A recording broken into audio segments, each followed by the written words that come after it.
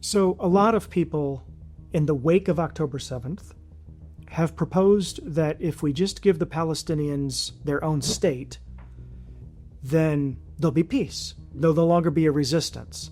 I know there are multiple countries who have all of a sudden recognized a Palestinian state in the wake of October 7th. Will that work? The Palestinian Authority tells its people through its education that every millimeter, every centimeter, every inch of Israel is occupied Palestine.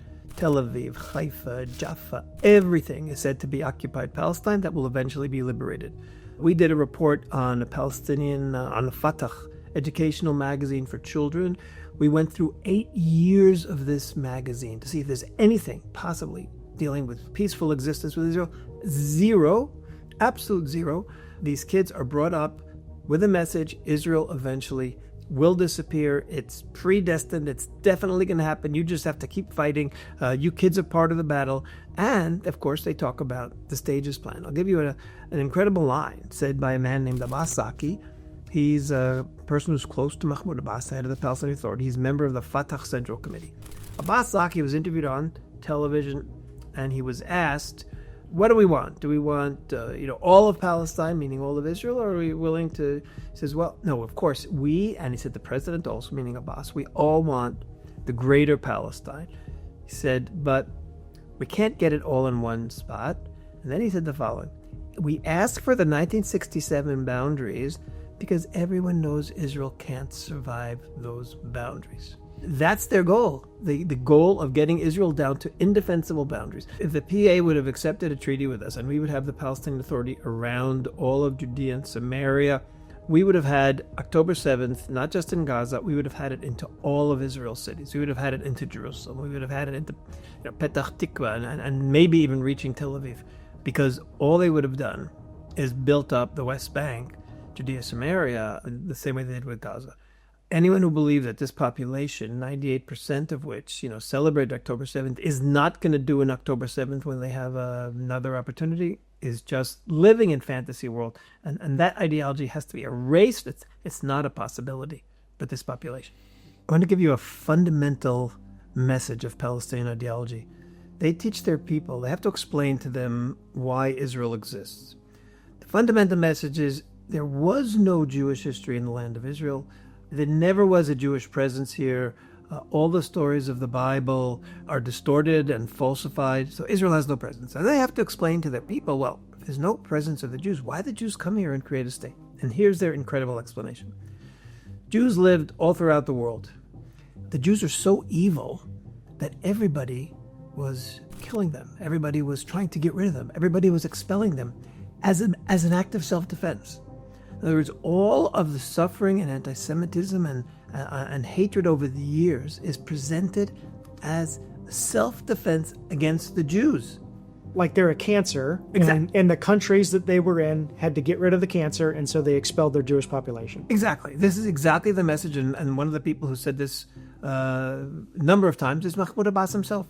He said this, he says, the Jews have suffered massacres since the Middle Ages, every 10 to 15 years. And he says, why was it? It's because of their social role, he said. The Jews brought this on. It's from the top.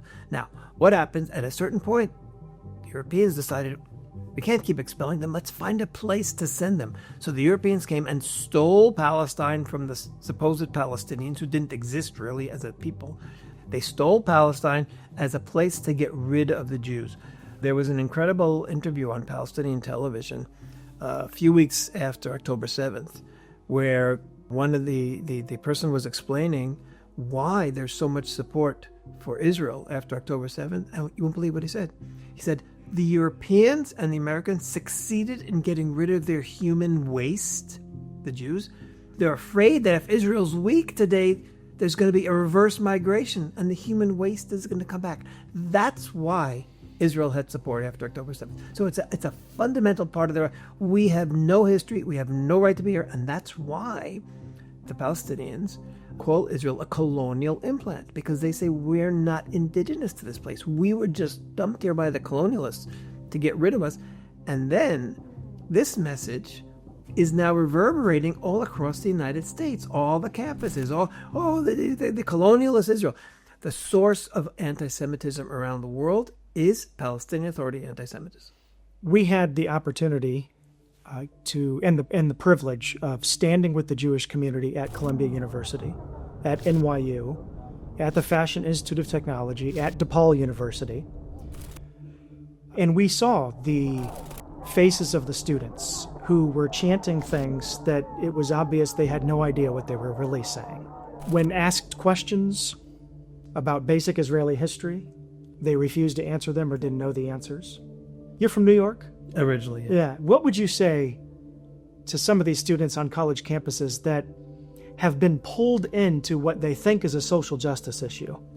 Well, this is the great challenge because unfortunately, a lot of people today, they think in cliches, they think in 15-second sound bites, if they're willing to listen for 15 seconds.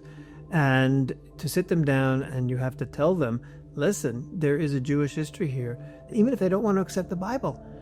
So much of what's in the Bible appears in the neighboring nations of the time. There are these steles and there are these engravings in rocks and stones about the neighbors, about their wars with the Jewish people. And they mention the kings and they mention 10,000 chariots that the Jewish kings had, the Israeli kings had. It's all there. It's all documented. Thousands of years of history. And they have no idea. They literally think we just came and so.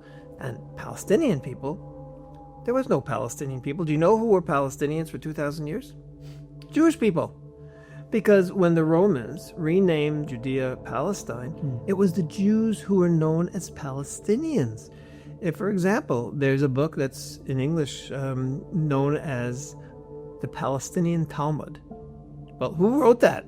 It wasn't today's Palestinians, of course it was Jews, but it was called the Palestinian Talmud because it was written by Palestinians.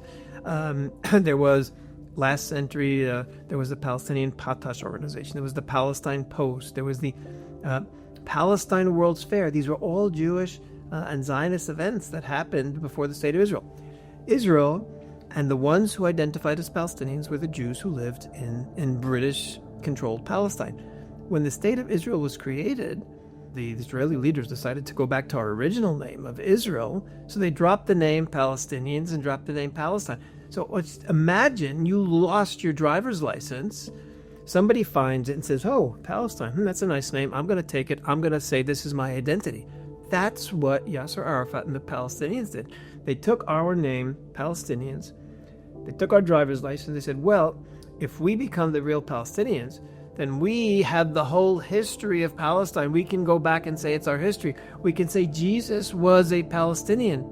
And they do. They insist Jesus was the first Palestinian. He was the first Palestinian martyr. Sometimes they've said that Palestinians today are the descendants of Jesus, but they have literally come and taken all of Jewish history and turned it into their own history. Yeah, and of course, for those of us who read and believe the Bible, we know clearly that the Bible never uses the term Palestine. And you mentioned Hadrian renaming this land after Israel's ancient enemies. That didn't happen until about 137 AD, right? Exactly. So to refer to Jesus as a Palestinian is quite anachronistic. Yes, it is. Not only that, from my understanding, it seems to be an attempt to wipe Jesus' Jewish identity away from him and the Bible's references to him being Jewish and living in a land called Judea and Israel and so forth.